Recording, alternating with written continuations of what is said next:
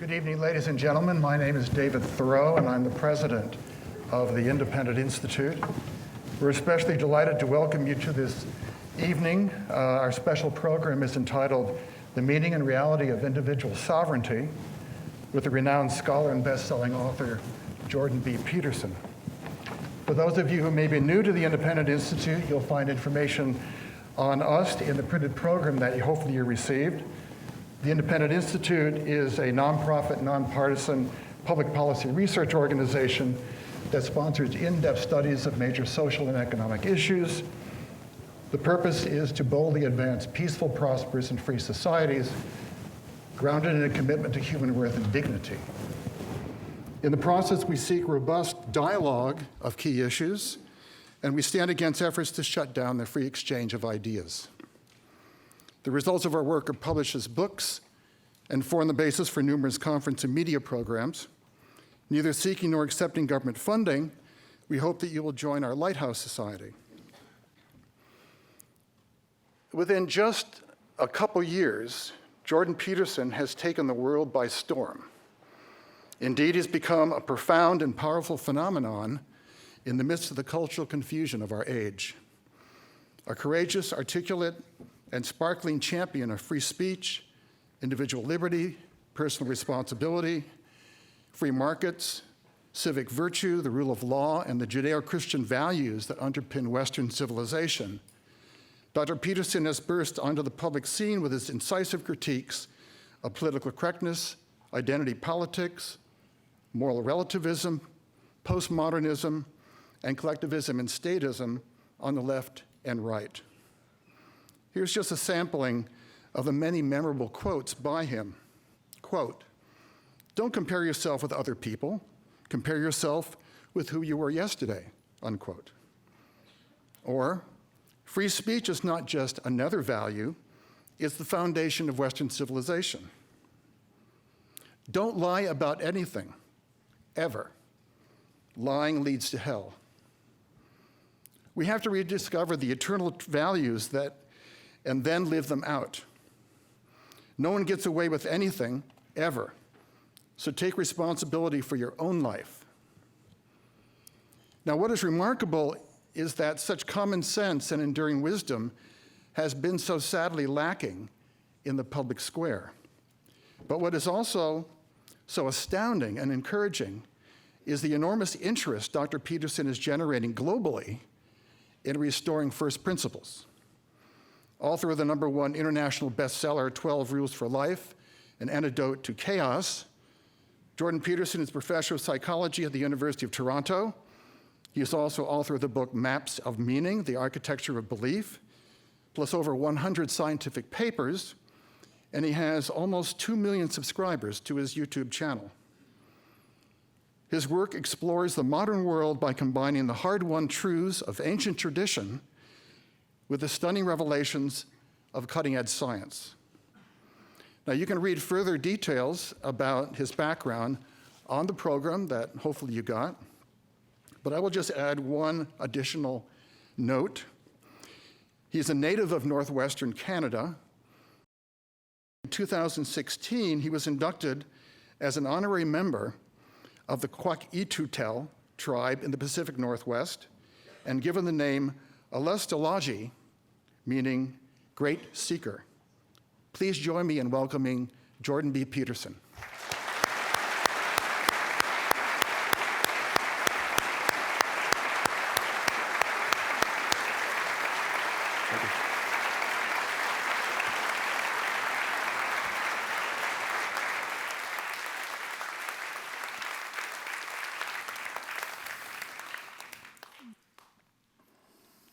Well, thank you all for coming. It's good to see you here. The meaning and reality of individual sovereignty, that's a fundamental question as far as I'm concerned. Because it's by no means self-evident why the idea of individual sovereignty should be granted the primacy of place that it has been granted, or you could say it another way. the reasons that that proposition have been deemed self-evident are not obvious.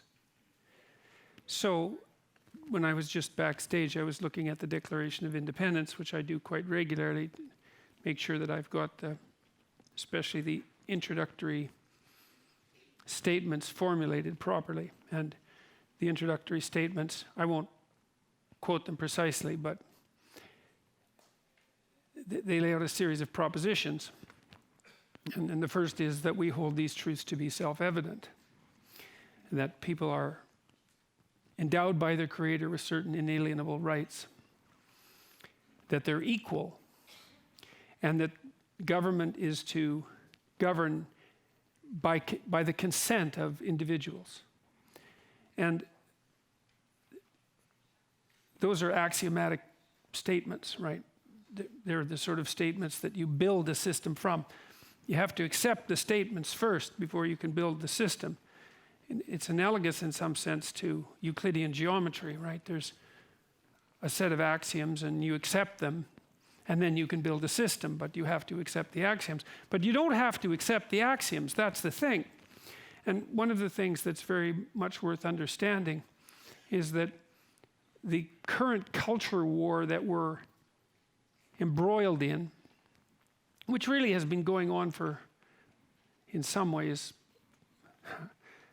for thousands of years, but in other ways for more specifically political ways, I suppose, since the rise of Marxism about 150 years ago. It depends on how you analyze it, whether you think about it as political or psychological, because as a psychological phenomenon, it's much older. The proposition that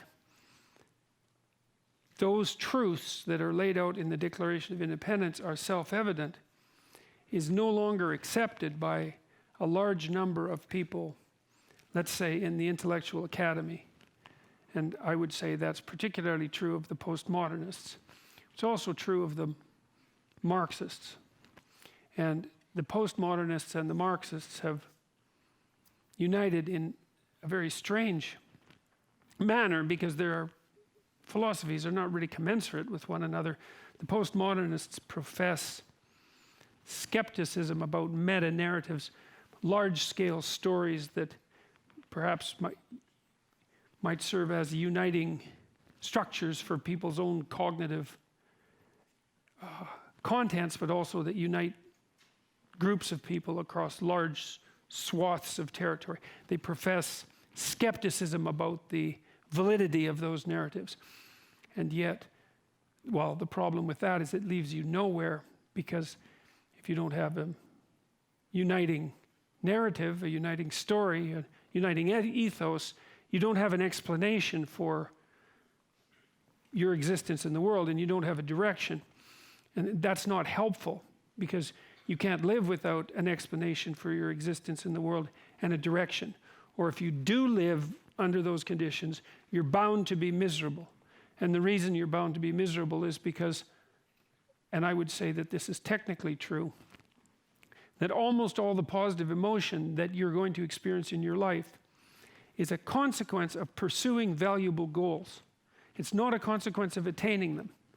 It's a consequence of positing them, aiming at them, and then observing yourself moving towards them. And that the sense that accompanies that, and we know the neurobiology of this sense actually quite well, the sense of that is one of forward movement and engagement and meaning and accomplishment. It's something like that. Hope, that's another way of thinking about it.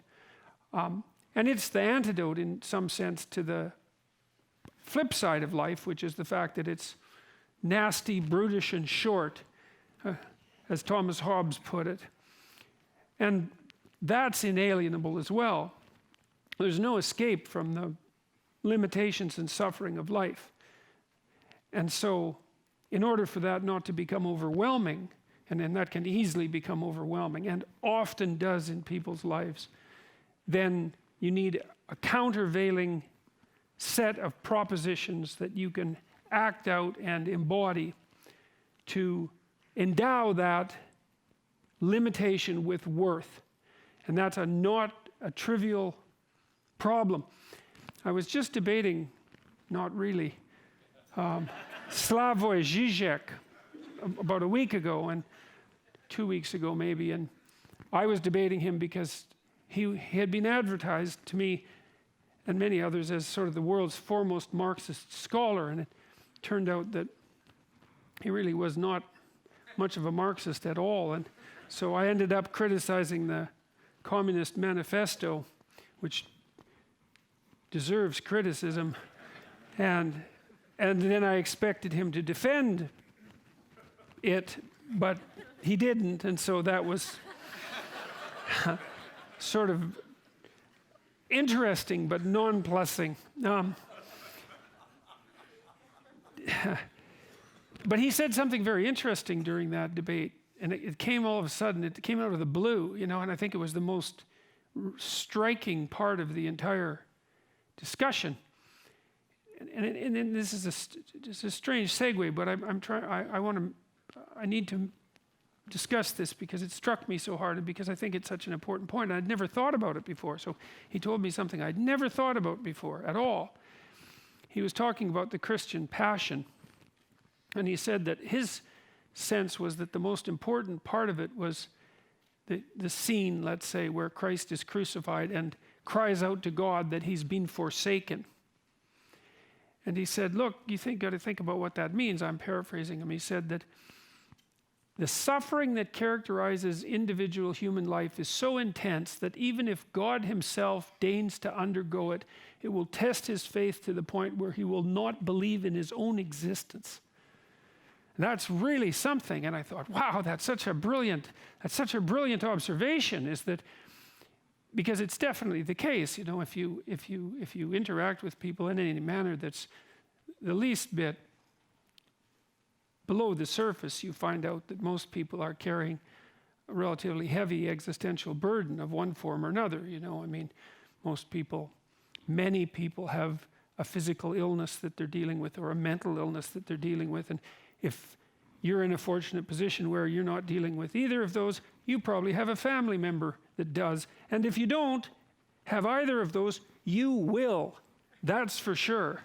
And that's just one of many terrible catastrophes that are certain to visit you. And that terrible catastrophe is a challenge to us in many ways. It's a challenge to us because it forces us to look deeply for a countervailing meaning that can make sense out of that, and then maybe more than make sense out of it. And so I've been curious about whether or not that countervailing meaning exists. The postmodernists, the first thing about them, especially the identity politics types, I never know really what to call this group of people, because if I call them postmodern neo-Marxists, then I'm accused of being alt-right conspiracy theorist. And if I call them collectivists, well, that's accurate in some sense, but not precisely. And I could call them identity politics players, and that happens on the right and the left, but that's the basic rubric. I would say the uniting idea is that the individual is a fiction in some sense, and the right level of analysis for society and the political scene and the economic scene is the group, right? Is who you are as an individual is, well, first of all, perhaps that's just an illusory category altogether, but who you are is going to be defined essentially in terms of your group identity, your gender, your sex. That's already 70 different things. That'd be funny if it wasn't true. Maybe your socioeconomic status, your class, that was the original Marxist definition of identity, right? Because Marx believed that history was a war between two classes and that your fundamental being was established by your class identity.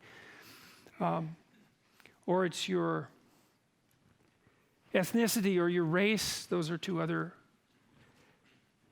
fundamental group identities, or it's some combination of them all, which is intersectionality, which is something that sort of devours itself. I've done a little bit of mathematics. It's like if you can imagine that you belong to 10 groups, 10 canonical groups, there's probably like one of you. And so if you get intersectional enough, one of the things that happens is that you break the groups all the way down to the level of the individual. If you're going to take someone's group-centered peculiarities entirely into account, you end up with ends of one. And I actually think that that's what the West figured out thousands of years ago, was that if you were going to take everyone's uniqueness into account in the way the intersectionalists appear to want to do with the plethora of group identities, that you end up at the individual. And so, but there's no requirement for coherency on the part of the postmodernists.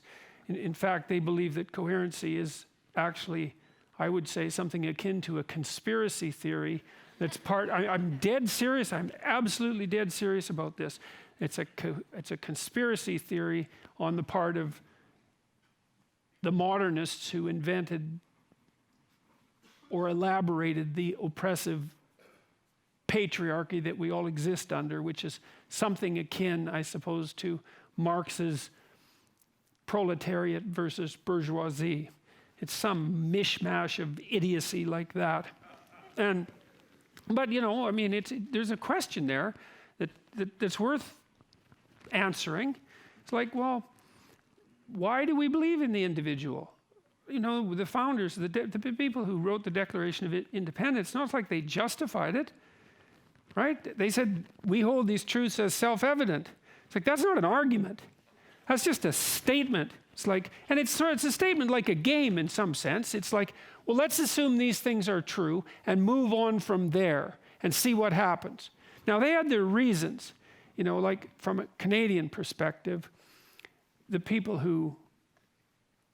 the Americans who ran a revolution against England, you're just Englishmen that were after their own rights and have been denied by your colonial status. But the American system is deeply embedded in the English common law system, and it's deeply embedded in, well, whatever gave rise to the English common law system. And certainly part of that is the Judeo-Christian tradition. I don't think any of that's particularly debatable. And so I've been very interested in what makes these propositions self-evident, to look to see if there's any truth in the substructure that makes for the self-evidence. And so I'm going to lay out some propositions for you today. We'll see how many I can get to. As there's a number of them that are important. I think I'll start, first of all, with a little discussion of Genesis. I did a biblical series in 2017 on Genesis, which some of you might be interested in either watching or listening to. It's actually been very popular, which is very peculiar. I rented a theater of about this size to give the lectures, and it sold out. I had 15 lectures on Genesis, and almost all the people who came were men, which is completely incomprehensible because you can't get men near a church. And, and they were usually men, I would say, between about 28 and 40, 25 and 40, something like that. And so it was pretty interesting that they came. And the most popular lecture I ever gave on YouTube is on the first sentence of Genesis. It's like 2.5 hours on the first sentence of Genesis.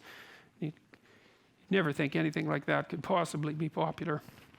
But I want to tell you a little bit about Genesis because I think there are things in it that are, well, they're what make the self-evident, but I also think that they're also true. They're true metaphorically, for sure. They're true psychologically, I believe, and they might be true metaphysically, but I don't know because no one knows about that. And, that's where when you're speaking of ultimate things, your knowledge runs out. And so, but I'll stick to the metaphorical and the psychological. That'll do, So the way Genesis is structured, it's quite interesting. There's 3 elements that are discussed as constituting the being.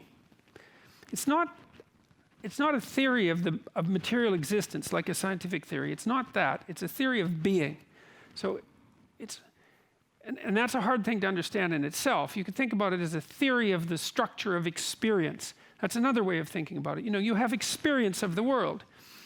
And you have your emotions and your motivations, and you have your aims and your stories and your thoughts. There's a characteristic human mode of existence. It's conscious. We're aware that things exist. And we live within that structure. And as far as I can tell, given that Genesis is certainly not a scientific account of the structure of the universe, it has to be some account of something else. And it's an account of experience itself. And maybe experience itself is the ultimate reality. And it depends to some degree on how you define ultimate. It depends also on how you define reality. But you can play that game. You can say, well, let's assume that that your experience is reality. It's certainly reality as far as you're concerned. I mean, especially, and I would say one of the things about that make that self-evident is pain. Like, there's nothing like pain to convince you that your experience is real. I don't know anyone who isn't convinced that their experience is real by pain. And the only people I know that might be unconvinced just haven't had enough pain. Because if they did, they'd be convinced. There's no arguing it away. In Genesis, there's God. And it's God the Father, which implies something like a structure, you know, like a patriarchal structure. That might be one way of thinking about, like a hierarchical structure. It's not surprising because God would be at the pinnacle of the hierarchy. And there's the Logos, which is the word that God uses to create order out of chaos. And so there's God, and there's the Logos, that's the word of God, and then there's the chaos. And the chaos is tohu vabohu, or teom. Those are the original words. And they're derived from older words from Sumeria, from a word Tiamat. And Tiamat, or Tiamat, was a Sumerian goddess, a dragon, like a subterranean, an Ophidian monster who lived in the salt water, or who was the salt water. It's not exactly clear. And she was taken apart by the Sumerian creator god Marduk, who was a hero type like Beowulf, or like Bilbo in The Hobbit. It's Bilbo in The Hobbit, isn't it? Or is Frodo? Doesn't matter. It's one of those little hobbits anyways. And he confronts Tiamat, who has decided in a justifiable fit of anger in some sense. I'll tell you the whole story. Tiamat, there's two gods, Tiamat and Apsu. Tiamat is the goddess of the salt water, and Apsu is the goddess of the fresh water. And as far as the Sumerians were concerned, there was the land, and underneath the land there was fresh water, and underneath the fresh water there was salt water. And the world was a dome on top of that. And that was the same conceptual world that the people who wrote Genesis lived in. And it's kind of how the world looks. If you go outside in a field, it looks like there's a dome, there's some ground. If you dig down, you hit salt water or fresh water, and then, you know, surrounding that, there's salt water. And so that's the world. And they thought of the salt water and the fresh water as God and goddess, salt water being the goddess, fresh water being the god. And that it was the union of Apsu and Tiamat that produced the first generation of children gods. And they were active, sort of proto-human creatures, greater than human, but human-like. And they made an awful lot of racket, and they were very careless, and they killed Apsu. And then they tried to make their abode on his corpse. That's a very smart idea. As Apsu's, you could think about him as the representation of the patriarchy, you know, society itself. And the idea that the Mesopotamians came up with in this mystical, dramatic way was that we're careless, we tend to kill our society, and we try to live on its corpse. And that's exactly right. And it's always been right. And that story is thousands of years old, and it was a foundation story for a very sophisticated civilization, and it still affects the stories that we live by today. And it's a brilliant idea because, of course, you were handed your society, and you may be doing everything you can to derive as much benefit as you possibly can from it without contributing to it in the least. And so it's something dead in that it's the past, and it's something that you can what would you say? It's not manipulate precisely. You can exploit. That's your privilege, that exploitation. Anyways, they kill Apsu stupidly, and that makes Tiamat very mad. And so she comes back and says, well, I'm just going to wipe you all out. It's like the flood. It's the same kind of story as Noah and the flood, which is also a very common kind of story. And this new god comes up. His name is Marduk, and he has eyes all the way around his head, and he speaks magic words, both of which are very important features, because the fact that he has eyes all the way around his head means he pays attention. And the fact that he speaks magic words means that he's a master of communication. And he goes out to fight Tiamat, and he successfully cuts her into pieces, and he makes the world. And so she's the goddess of chaos and destruction, the goddess of nature. And the idea is that that entity that confronts the chaotic unknown, cuts it into pieces, and makes the habitable world, which is exactly right. It's exactly right. It's exactly what you do. And that's what I want to get at, if I can get to it, because it's hard. It's a hard story to tell. Anyways, that story is at the bottom of the story of Genesis. And so God confronts the tohu vabohu, or the teom, with logos.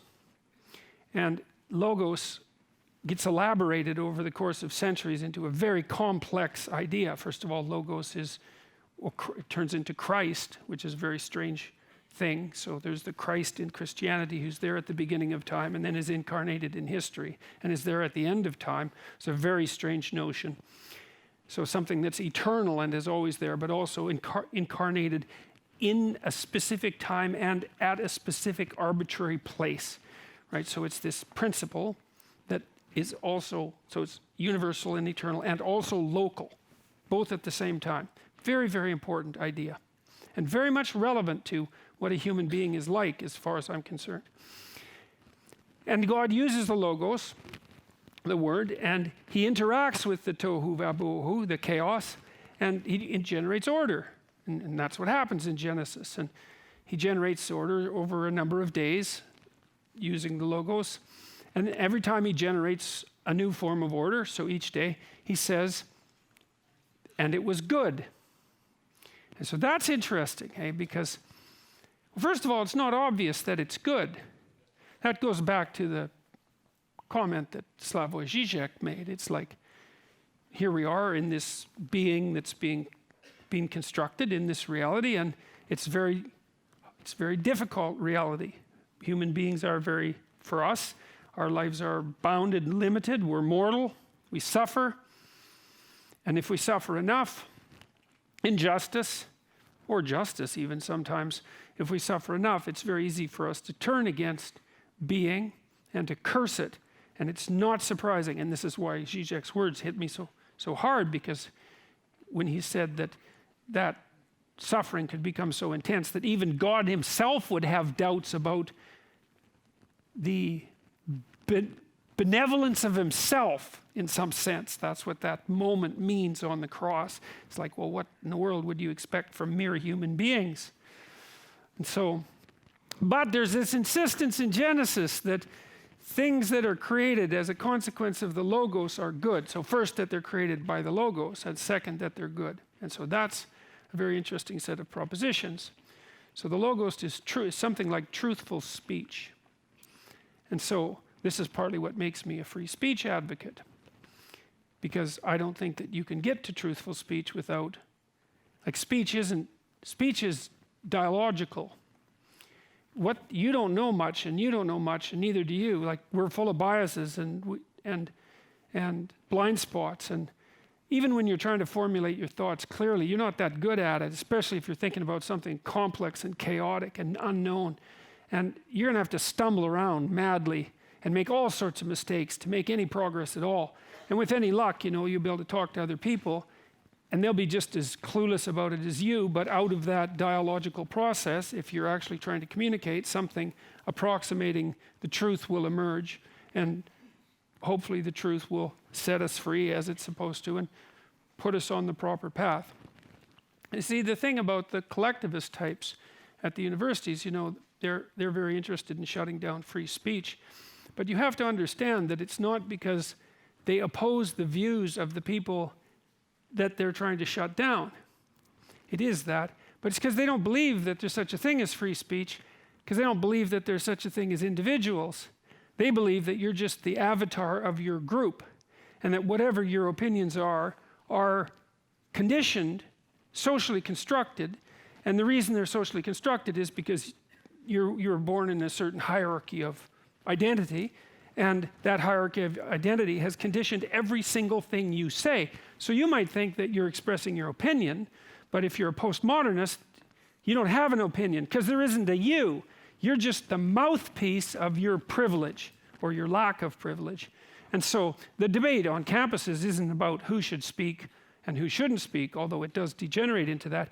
The debate is way more fundamental than that, and it is, well, whether there is anyone who has anything to say, because the battleground for the postmodernists is nothing but identity groups at war with one another for dominance, and that's it.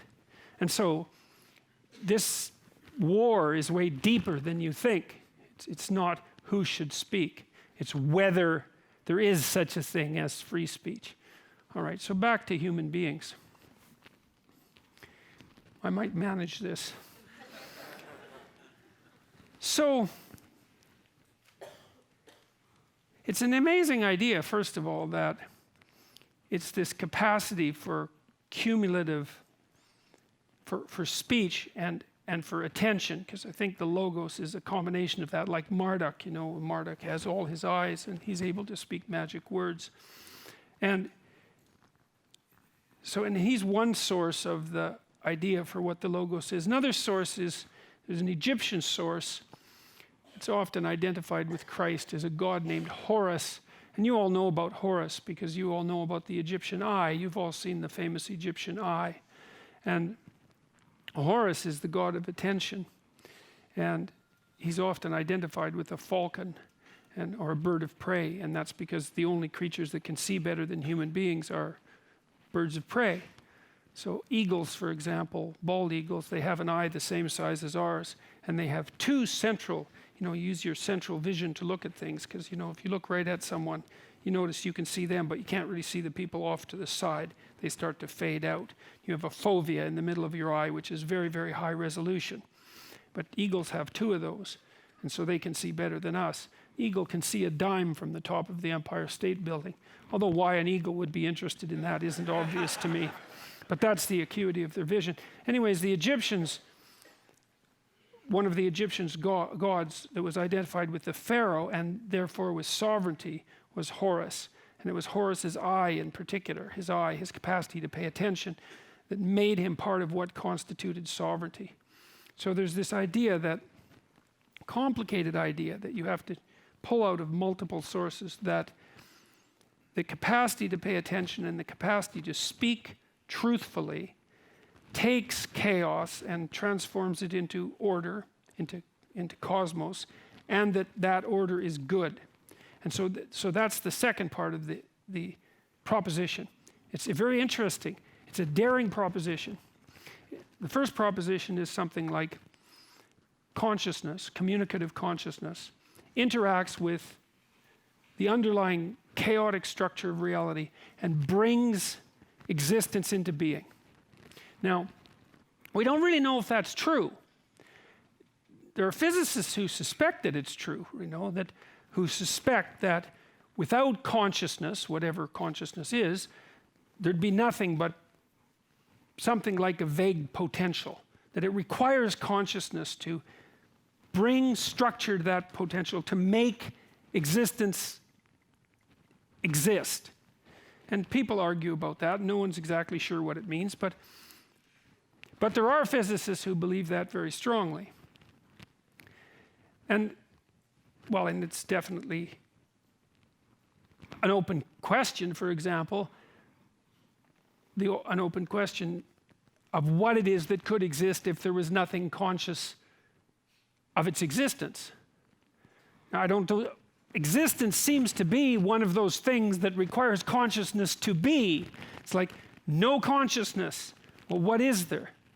Well, it's not possible to answer. There's no duration, there's no size, there's no quality, there's nothing.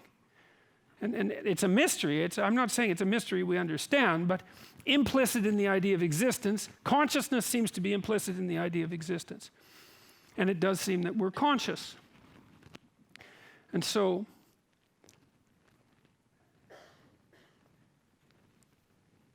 consciousness interacts with chaos to produce order. And if it's truthful and attentive consciousness, then the order it produces from chaos is good. That's the next proposition. And that's a daring proposition. It's an ethical proposition. So the first proposition in Genesis is like an ontological or epistemological proposition. It's sort of about the nature of reality. But the second is an ethical proposition. And it's a really interesting one. And I think this is, I don't know if there's a more interesting question that you can ask yourself. It's like, because the proposition is that what you bring into the world when you interact with chaos, what is brought into the world in the interaction with chaos as a consequence of truth, if that's what's embodied in the logos, is by definition good.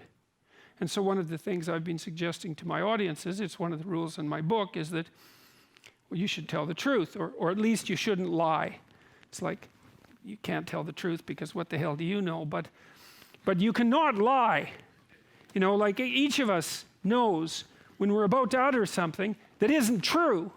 Now, sometimes maybe you're confused about it because you're ignorant and you're biased, and so you say something and it might be true and it might not be, but you're not clear about it. But sometimes it's pretty damn clear that you say something or you do something that you know perfectly well not to be true, and you do it anyways. And the proposition that Genesis puts forward is, if you act in truth, then the order you produce is good, regardless of how it appears.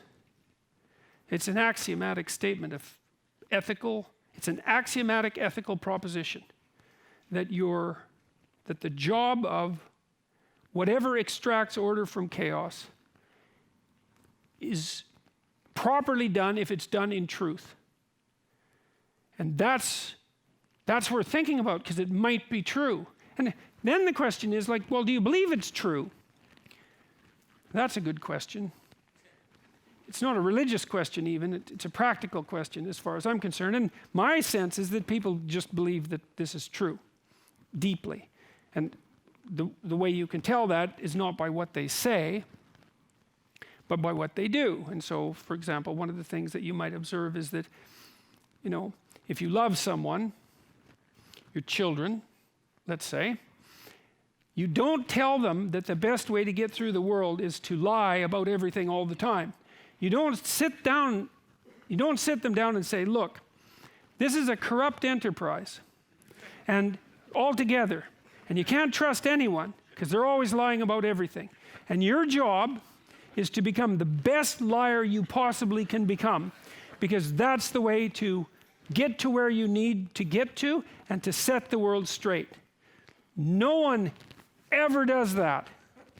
And so, if they don't do that, which would be belief in the lie, then they must assume something that's approximately opposite. And I would say that most people are not pleased when they catch their children in a lie. And so then you have to ask, well, why is that? It has to be because people believe that the truth is the proper way to proceed. And it isn't obvious why they believe that, but it's obvious that they act as if they do believe that. And then I would also say, well, there's more to it than that, because we know, for example, that societies that have a high level of trust, and there aren't that many of those in the world, they happen to almost all be Western societies, where there's a high level of trust, there's a high level of economic development. They're unbelievably highly associated. And I've never been able to figure out how countries ever became not corrupt. Like, it just seems completely impossible to me for countries that were corrupt once to ever become not corrupt. I don't understand how that happens at all. But there's a handful of countries in the world that are fundamentally not corrupt, where your default presupposition when you deal with a stranger, let's say in a financial transaction, is that you don't have to be on guard like you're investigating a pit of vipers, because the person is likely to act out what they say they'll do. And it reduces the transaction, the unnecessary transaction costs, to about zero, right? Because I can take you at your word. We don't know each other. I can take you at your word. A good example of that is eBay, because eBay was stranger transactions, and people were concerned it would degenerate into an unplayable game, and turned out that the default trade on eBay was, like, if you have 98% seller rating on eBay, you're actually a crook. You need 99% or above. It's so high, it's unbelievable. So we do know that trust is necessary. We do assume that people shouldn't lie. We are upset if our children don't tell the truth. We feel that that's a moral failing. But we're not very courageous, because we won't live out the full implications of that. So the third part of Genesis that I'd like to concentrate on very briefly is the part that makes the Declaration of Independence self-evident, and that is that man and woman alike are made in the image of God. And that's a very mysterious statement, because, well, first of all, it seems on the face of it absurd, partly because it turns God into something approximating a person, because there's an equation there, and it's not obvious what that might mean. But it's also not clear what being made in the image of God would mean, given that by that point in the book you don't know much about God, except that you do know that he uses logos to extract order out of chaos. That's about all you know, and that's good. And so the proposition there, as far as I'm concerned, is that that's what human beings do. That's what we do. And that this is way more important than people think, that we are co-creators of reality. Now you think, well, do you believe that? Well, let's think about that for a minute or two. It's like, the standard scientists, they tend to think of human beings as materialist and deterministic. And I don't think that works very well for consciousness. I don't think there's any evidence that it works as an explanation for consciousness at all. And I think consciousness is self-evident. I mean, we certainly act as if it's self-evident. You act like you're conscious. You act like all the people around you are conscious. They're not happy if you don't act like they're conscious, that's for sure. You're not going to get along with yourself or your family members or society at large if you don't treat people like they're conscious. You're also not going to get along with any of them unless you treat them like they are active agents that have some role in determining their own destiny, right? I mean, God, you see that in 2-year-olds, when they're already pushing for autonomy. And so we make these assumptions that, well, we have this capacity for autonomous choice. And I'm going to split an argument into 2 parts here. The first thing is, I don't think that we can be deterministic, because it looks like neurobiologically that if you want to run deterministically, like on habit, which would be what deterministically would be, you have to practice and practice and practice and practice and practice and build all the machinery that allows you to act deterministically, and then there'll be a stimulus and the whole deterministic process will lay itself out. But that doesn't happen unless you've built the machinery. So like if you're a tennis pro, you're acting deterministically all the time because you don't have enough time to consciously decide what you're going to do when a ball is coming at you so fast you can't actually see it properly. It's all reflex, but it's really complicated chains of reflexes, and you spent like $10,000 building them. And so fine, and when you're driving your car, or you're walking, you're doing these things that you've practiced so well, you're deterministic. But when you encounter the chaos of the day, that's a whole different story. And so what consciousness seems to do actually is to act when deterministic processes aren't at hand. So we could walk through that. We could say, look, here's one way of thinking about yourself. You're a clock, and you're wound up, and you wind down mechanistically. But the clock mechanism has to be there for you to wind down mechanistically. And unless you've practiced something a long time, it's not there. So I don't see how determinism can account for that. So here's an alternative, and you can tell me if this is in keeping with your experience. So you wake up in the morning, your consciousness reemerges from the darkness in which it's been embedded, like the sun coming up, right? Which is why consciousness has always been associated with the sun. We're daytime creatures, and we're creatures of vision. And so we identify consciousness with the light, with illumination, with enlightenment. You wake up in the morning, and what do you have in front of you? Well, it depends whether you're excited or worried, but it doesn't really matter, because it's the same thing. What you have in front of you, this is as far as I can tell, is that you have a field of possibility. You have a field of potential. You might wake up and worry. You think, well, I have to do this, or this series of negative consequences might emerge, and I have these obligations that need to be taken care of for the same reason. Duties, tax bills that have to be opened before they turn into some sort of terrible monster, or work requirements that need to be done for the same reason, to keep chaos at bay. And that'll run through your mind, and if it's overwhelming, if there's too much chaos in your life, you might wake up in the middle of the night and have all that running through your head. You have all this potential of what could be manifesting itself in front of you. And that can be very stressful. It can also be very exciting, right? Because the flip side of that obligation is opportunity, and so you see in front of you this field of potential that's opportunity. But what you see, as far as I can tell, with your consciousness is the potential that could be, right? You see a sequence of worlds that you have some causal ability to bring into being. And you act like that. You think, well, I have to do this because then this will happen, or if I don't do this, then this will happen. And hopefully, if you're not too skewed, most of the decisions you make are positive ones, because you want to take the potential that's in front of you, the chaos, and you want to turn it into a reality that's good.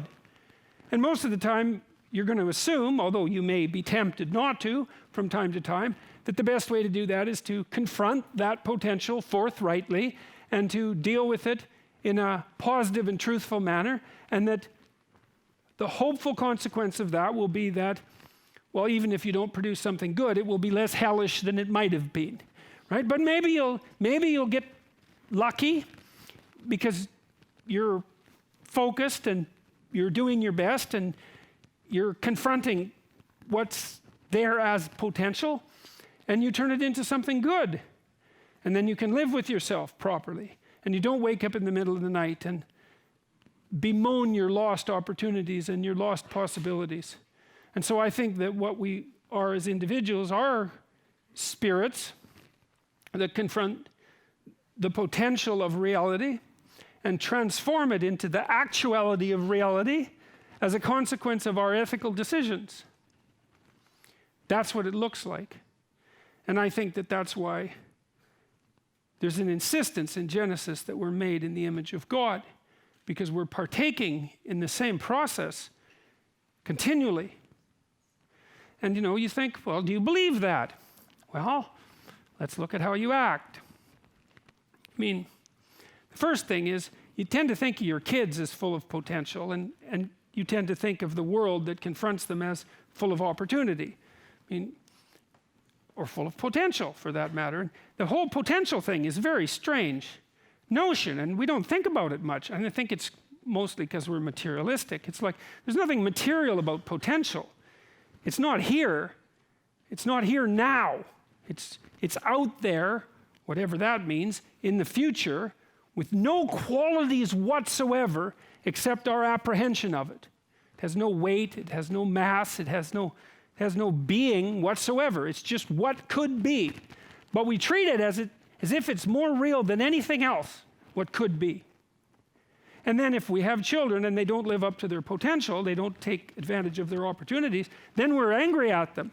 We say you had this potential that you could have done something with and you didn't do it. And so that you've sacrificed your own potential by not taking advantage of this opportunity. And you've made yourself in the world less than it could be. And you're never happy about that, not when you're dealing with someone that you love. You're always upset because you see very clearly that they are not being who they could be. And you see very clearly that that's a downward path. And it's definitely not something that you want for your children. Then you think too, well, what about how you treat other people, yourself? Well, conscience is a good example of that. You let an opportunity go by, so you have some potential that manifests itself in front of you as a doorway through which you could pass, and maybe you forego the opportunity because you're faithless and afraid. And I mean, that happens to everyone, but it doesn't mean that you're going to let yourself off the hook for that. You know, if you look at older people and you ask them what they regret in their lives, it's not the opportunities they took, it's the opportunities they could have taken and didn't. And it's because I believe that deep in their conscience, part of our structure, our deep, deep structure, we have a known moral obligation to take what's offered to us in its full catastrophe and to make the best of it, and to do that properly with our ethical choices, and that we do not let ourselves off the hook if we fail at that. And then I don't believe that we can organize our human relationships without believing that, because well, if I believe you have no agency and no capacity for your own choice and your own, I believe you have no ability to transform the future into the present, into the reality of the present, you're going to react to that like it's demeaning and patronizing. I have to treat you like a moral agent of worth. I have to do that to me. I have to do that to my kids. I have to do that to my friends. And if we do try to establish a community, like a political community, and we don't use that as an axiom, then the political community is a bloody catastrophe. And so that's part of what makes me think that this sort of thing is real. It's like, well, it's real enough so that it governs your relationship with yourself, whether you want it to or not. It's real enough that it governs your relationship with your children and the rest of your family. It's real enough that if you don't build your political system with those self-evident axioms, then you just get a catastrophic tyranny. It's like, that's pretty real. So those are the self-evident propositions. And so I've been talking to people and trying to remind them of this, because we're in danger of losing this, and we shouldn't be losing it because there's something about it that seems to be correct. I think people are afraid of it, and they should be. I mean, one of the statements with regards to my introduction was that my observation as a clinician was that no one ever got away with anything. And I believe that. I've seen that, because you make a mistake, especially a conscious mistake, and you think you've got away with it, and you wait. It'll come back years later. Something you bent the fabric of reality in some manner, and in the short term you got away with it. No one noticed, but that has consequences that unfold, and sooner or later the chickens come home to roost. And sometimes it takes years, if you're doing therapy with someone and they've gone off on a very bad pathway, to trace all the decisions all the way back to that one decision you made that you knew was wrong when you made it, and you made it anyways, and then you forgot about it because you don't remember every decision you make, and your life has gone off astray in some terrible manner.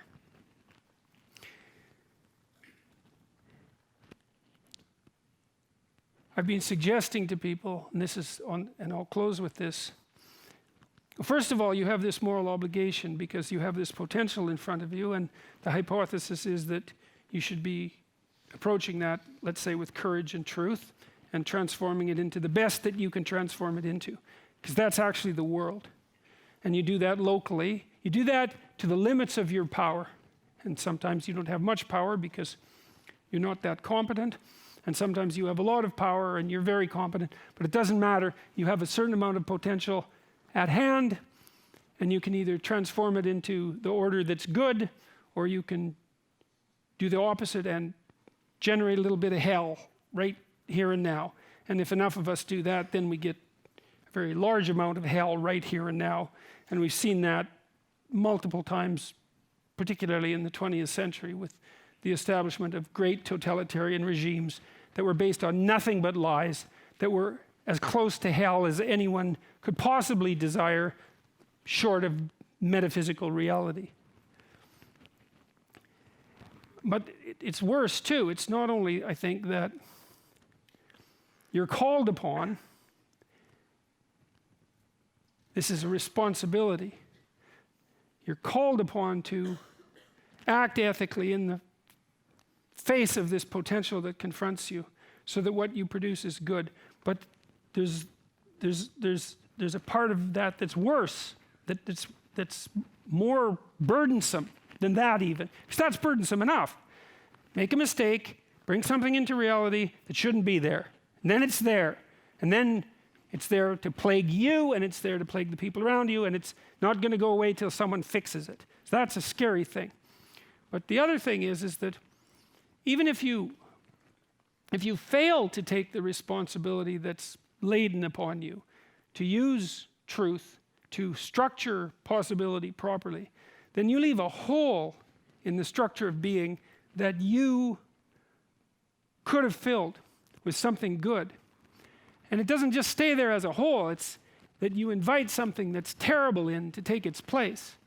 And that's what happens when people become bitter and resentful and cynical, because they've been hurt in their lives, and they start to use deception, and they start to deviate from the desire to confront the potential that surrounds them properly and to make things better. They look for revenge. They look to hurt. They develop malevolent motives. And then not only are you not bringing into the world what could be good and sustaining, but you're inviting into the world what can definitely be hellish, is the only way to properly conceptualize it. And so I think that there isn't anything more meaningful or real than the idea of individual sovereignty, and that it's mostly predicated on, not on rights, but on responsibility, which is where our cultural conversation has gone wrong, because we've been talking about rights forever. It's like you have a responsibility. You're given a modicum of possibility to play with in your life, to do something with, to build something with. And what you build is dependent on your ethical choices. And it's the sum total of those ethical choices that create the world. And then I'll close with this. We actually believe this politically, because our Western systems, which are quite functional, are also predicated on the idea that you're sovereign. Well, what does that mean? Well, it means the government has to respect your rights. But like I said, we've talked too much about rights. There's more to it than that. The proposition is that the state is blind and old and decayed and dead, and it requires the vision and the truth of the living in order to keep it on track. And so what you do to keep it on track is you consult the living, each one of us, as sovereign individuals. And the reason you do that is because of the proposition that you could actually do that. You could open your eyes, you could see what was in front of you, you could speak the truth, and you could keep the ship of state properly afloat and oriented in the correct direction. And our entire society is predicated on that idea as well. And so that's the responsibility, right? And it's a burdensome and terrible responsibility. But I also think, given the fundamental catastrophe of life and the fact that you have to deal with that without becoming embittered, that you need a weight and a load of responsibility that's of sufficient magnitude and worth so that it balances the fragility that characterizes you. You could make things better. You could reduce suffering in the world. You could act in a meaningful and truthful way. And there would be nothing in that but good if it was good, that you want it. And that's all at the bottom of what constitutes the self-evidence of our equality before God, our inalienable rights, and the requirement for the consent of the governed. Thank you very much.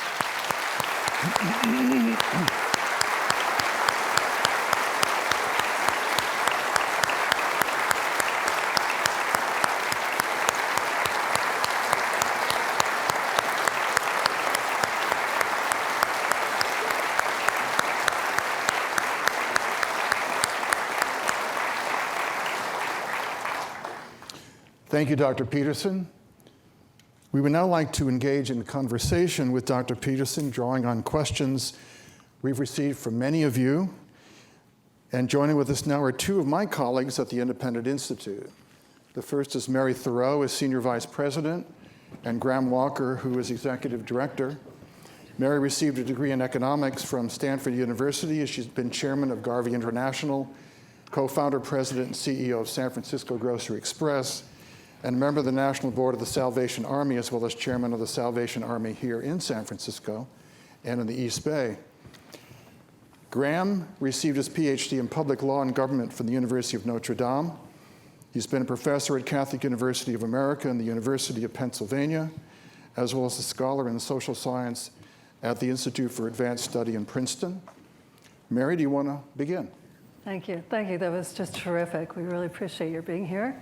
And you gave us a lot to talk about. I've heard you say that we humans are more sensitive to negative emotion than to positive, and in fact that we're tilted to negative emotion in terms of its potency.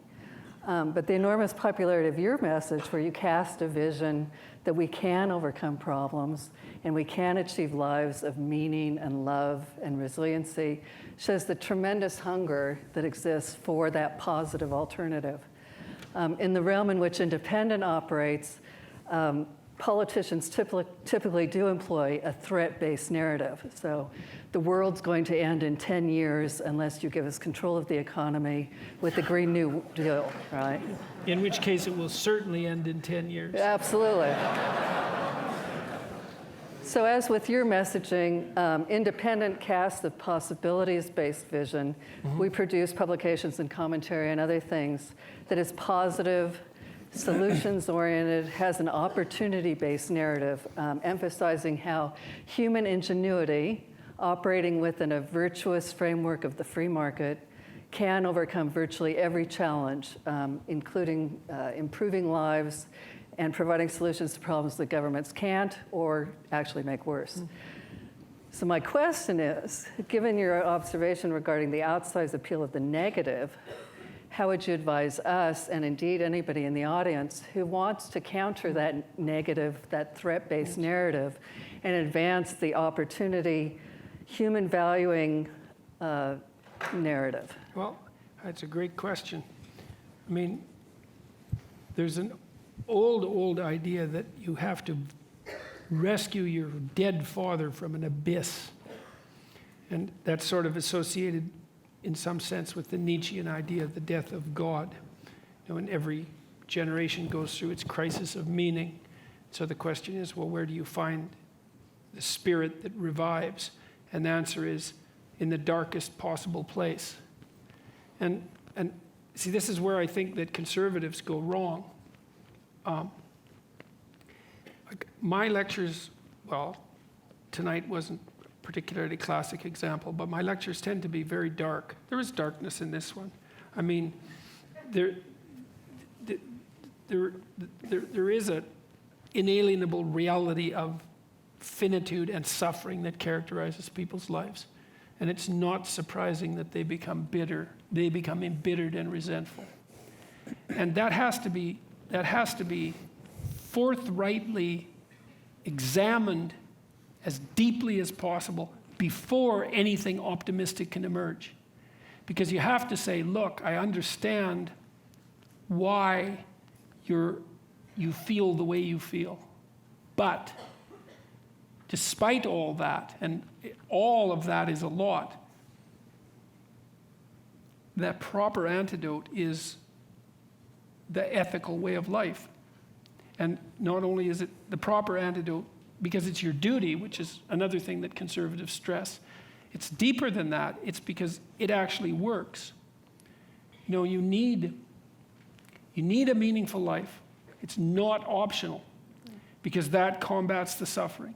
And more than that, if you lead a meaningful life, which means to adopt responsibility, almost inevitably, you actually make things better. Right. And so you can take people down to the bottom of the abyss and you can say, it's no wonder that you despair given your finitude, but there's so much possibility that surrounds you that you can make something of that regardless of the reality of its horror. And you do that with responsibility. And people understand that. And so it isn't just a call to making things better. It's not a call to a utopia that's produced by human imagination. It's the insistence that without the proper engagement in truth, that your life will degenerate and you will end up embittered and in hell. And so the conversation just hasn't been serious enough, I would say. And that's especially bad for young people. You know, one of the things I tell young people all the time, I'm not a very typical psychologist in this regard because psychologists like to pat people on the head and say, you're all right the way you are. I talked to Bishop Barron a while ago. I'm going to broadcast this, and he said that the Catholic priests were trained in the 1960s to kind of be accepting, you know, humanistically. Mm-hmm. You're okay the way you are, you know. And that's such rubbish. It's like, not only are you not okay the way you are, you don't think that anybody else is okay the way they are either. And you don't think your children are okay the way they are, like you love them and all that, but you don't want them to stay 3 years old their entire life. You want them to expand and improve and become who they are. And so instead of telling young people that they're okay the way they are, I tell them that, and it's a terrible message for them if they're desperate.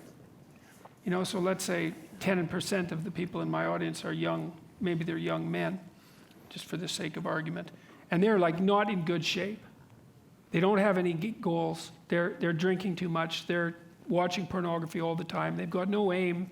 They've got no structure in their life, and they're just bloody miserable. And the misery is twisting them into malevolence because enough misery will absolutely do that to you. And then what are you going to do? And come along and say, well, you're okay the way you are? It's like, that's the last thing they want to hear. It's like, get your damn act together. You know, you got things to do, and they're going to be difficult. And that there's an echoing Christian message in there, I would say, which is you pick up the weight of your suffering voluntarily, and you walk uphill with it. And that not only gives you the meaning that you need in your life to stop you from degenerating in a dangerous manner, but it actually makes things better. And so that all has to be part of it. Like, I believe in human ingenuity. I think we can solve all the problems that beset us. But it can't just be, it has to be more than we can enhance material well-being, right, which is what it tends to be now. It's not enough. Yeah. And so, and you get brushed off by the apocalyptic types. That's right.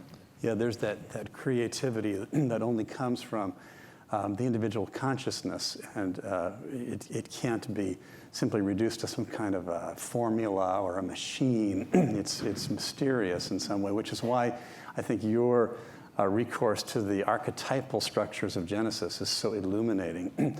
But there was one thing you said about that I just wanted to pursue a little bit, if I may. The idea that we can't not operate like this is what's especially compelling in your portrayal. Yeah, good luck. Yeah, exactly. Good luck, precisely. Well, that's the thing that's so strange, is that, you know, Nietzsche thought we could create our own values, right? That was his solution to the death of God. Right. But you can't, because, well, Dostoevsky figured this out, right? Mm-hmm. In Crime and Punishment, for example. You try breaking a moral rule, especially one of your own, mm-hmm, and then try convincing yourself that it's okay. It's like, good luck with that, man. You break a moral rule that's sufficiently deep, you'll traumatize yourself and you'll never recover. And if you break one that's, maybe just of medium size, well, all that'll happen is you'll wake up at 3 a.m, night after night, perhaps for years, torturing yourself because of the mistake you made. And if you could create your own values, you dispense with that in 2 seconds. You'd say, well, that was my decision. There's no fundamental meaning to reality whatsoever. I can do whatever I choose, and I'm not going to be guilty about it. It's like, And the point is that's neither true nor functional. It's neither true nor functional. Yeah, it's functional in a psychopathic manner, right, because toxic. The closest people, the people who are closest to be able to do that are psychopaths. But like their outcomes aren't that great. They don't, well, they're not. They don't do that well. Despite what you read about, psychopathic CEOs, they don't do that well. And most people cotton on to their tricks, and generally they spend nomadic lives because they have to go from place to place because people catch on to their deceit. And, they're quite prone to suicide and spontaneous emotional collapse. So, no, you have this moral law that you... Exactly, yeah. But this is one way in which our position as being image bearers of God is a misleading parallel, insofar perhaps as God uses his words to create order out of chaos, and we can create order too by speaking truly, the difference being that we don't know whether there were any constraints at all constraining his choice at the beginning of the process. But we do know that we live within a context ourselves, both physically, naturally, as well as morally, that constrains our choice. We can either recognize our moral obligations, as you said, or try and elide them. And it's not successful, but we can try. And I've just noticed one thing that seems a little odd. Tell me if this strikes you as odd or not, or maybe I'm missing something. In an era when identity politics seems to be everything, and as you said, a lot of postmodernism has devolved into this notion that there's nothing but competing groups with their different self-contained mindsets competing for power, and never the twain shall meet epistemologically and so forth. That's certainly the case. And at the same time, doesn't there seem to be coexisting with that a kind of mutated individualism, which is alike what you just mentioned of Nietzsche, namely the idea that I'm an individual, I'm the creator of meaning, I can use my own words or my own will to create my own identity.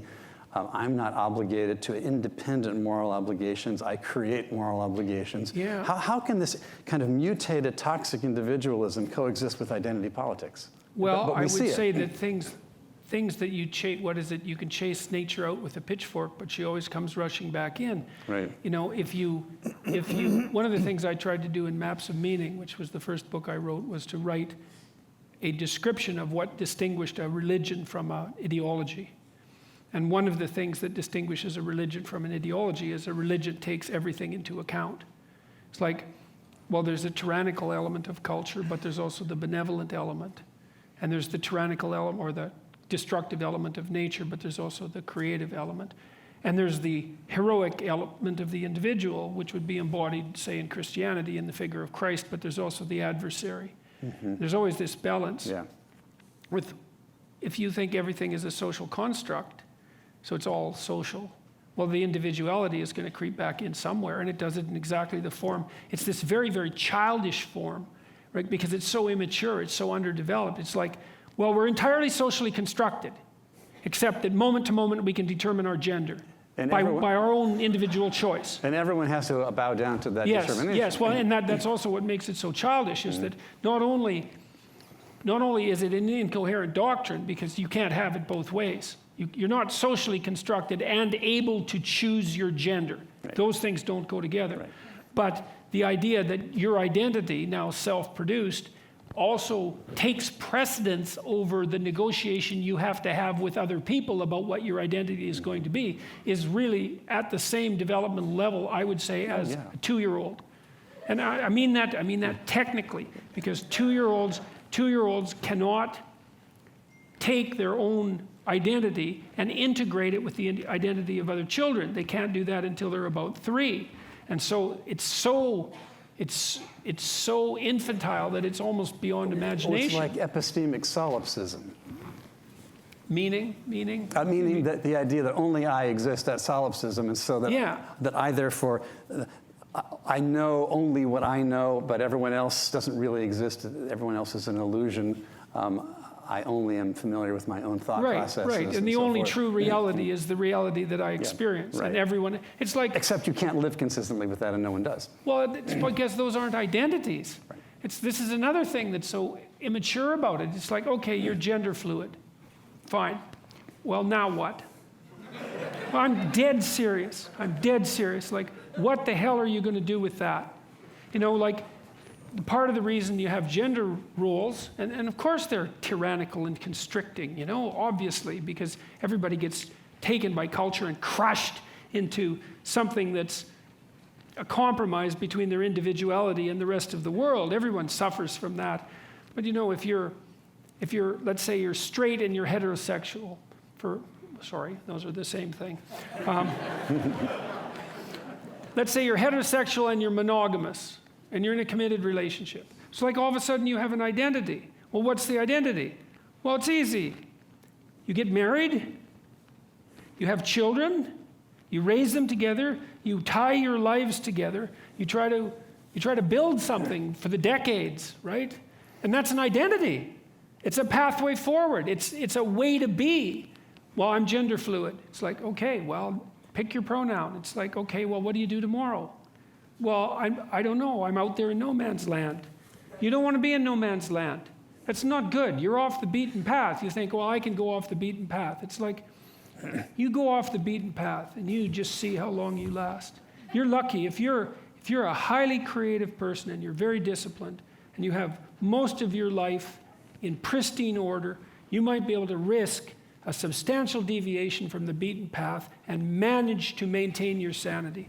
But if you're a disorganized person and you wander off the pathway of tradition, you are in so much trouble you can't even possibly imagine it. There are things out there that you will encounter that you have absolutely no defense against whatsoever. And so it's naive beyond comprehension. It's like, well, I'm a new kind of gender. It's like, you've got 60 years to figure that out, and it'd take 50,000 years to even take a crack at it. So it's terrible. Yeah, Mary, did you have another question you wanted to ask? I think we can slip one in quickly. I think one more, yeah. Okay.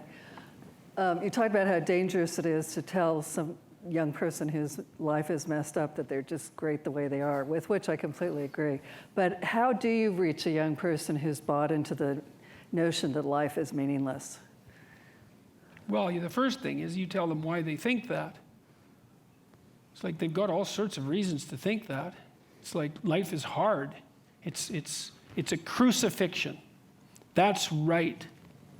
And so it's no wonder they think that. It's like, okay, fine. First of all, we're going to take it seriously. Yeah, you're suffering and adrift, and you have your reasons. So you take those reasons seriously, and you say, despite that, there's more to you than you think. And you know that too, because you upbraid yourself for not manifesting it. Mm-hmm. And you say to people, well, I ask people, for example, well, who do you admire? Because that instinct for admiration is part of the instinct for imitation. It's like, who do you admire? You admire people who are completely irresponsible. You admire people who can't take care of themselves. They can't even take care of themselves. Here's the most admirable person. Completely useless to themselves, maybe even counterproductive. Just a bloody catastrophe for their family. And like, what would you call? A social danger. Like, no one admires that. No one admires that. It's like you start minimally. Can you take care of yourself? At least that. That'd be the first thing. And then is there enough to you so that maybe someone else could rely on you now and then? And maybe a number of people? Maybe your family? You could be the glue that holds them together and mends them. And then maybe there could be more to you than that. Maybe you could be someone for your community, and God only knows how far you could go with that. Those are the people you admire. It's like, well, try that out. See what happens. And start locally. Carl Jung said, this is one of my favorite Carl Jung quotes. He said, modern man does not see God because he will not look low enough. I really like that. And so, I've been telling the people that I talk to the same thing. It's like you have a certain amount of potential within your grasp. You may find what you have contemptible because you're not in a position of power. This modicum of possibility that's been granted to you is beneath you. And so you do nothing with it. And so you get nothing from it. You take that seriously. You do the small things you can, the humble things that you can to put yourself together in those tiny, embarrassing ways that are real. And if you do that enough, you'll fortify yourself. And that will work. And you know, one of the things that's been unbelievably heartening to me, it's ridiculous, really. Like, normally now, if I go out during the day, if I go to any city, I've been to like 150 cities in the last year, and if I'm walking around on the street or in an airport, someone will come up to me about every 10 minutes or so, and they'll say the same thing. They always say the same thing. They first of all apologize for bothering me, and they're very polite. So all my interactions with people, you'd never guess this from like my reputation in the press, but all my interactions with people in public are unbelievably positive. And the people will come up and say, you know, I was in this small domain of hell a year ago or 6 months ago, whatever it is, addiction, alcoholism, I wasn't getting along with my family. I've been living with my girlfriend for 5 years and we were stuck. I didn't have any direction for my career. I was nihilistic, you know, I was whatever. You know, all the different ways that people can fall into a pit and be miserable. He said, I read your books or I watched your lectures and I decided I was going to try to put my family together. Or I was going to make a vision and pursue it. Or I was going to try telling the truth. I was just going to try one of these things. And things are way better, way better. You know, and sometimes it's a father and a son, or sometimes it's a son and a daughter. It's not often a daughter and a mother, not so much. But, I mean, if it's a pair of people. Or it's a girlfriend and a boyfriend, and the girlfriend's very happy usually because her boyfriend has straightened up substantially, and maybe they're getting married and like he's half civilized at this point. But it's an unbelievably positive thing to see, and it's a real thing. You know, it's like it's so interesting to watch the fact that all people have to do is put some of these things into practice, and all of a sudden that little modicum of potential that they had, because they got humble enough to deal with it properly, starts to expand and expand. And like I believe, and I do believe this, and I think this is part of the Christian message fundamentally, is that there's actually no limit to that expansion.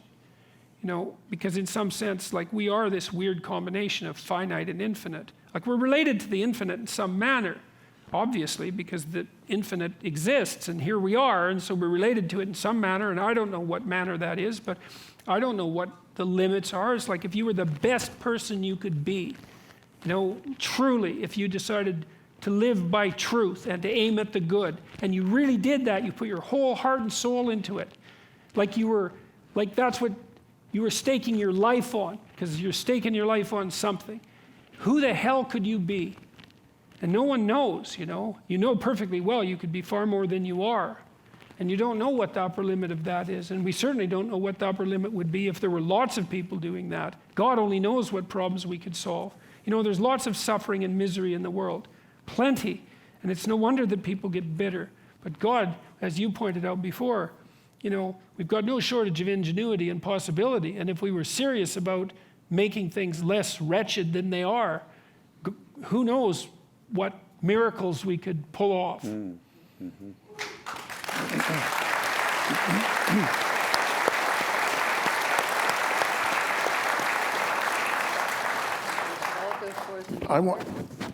I want to especially thank Dr. Peterson again for his brilliant, courageous, and inspiring work.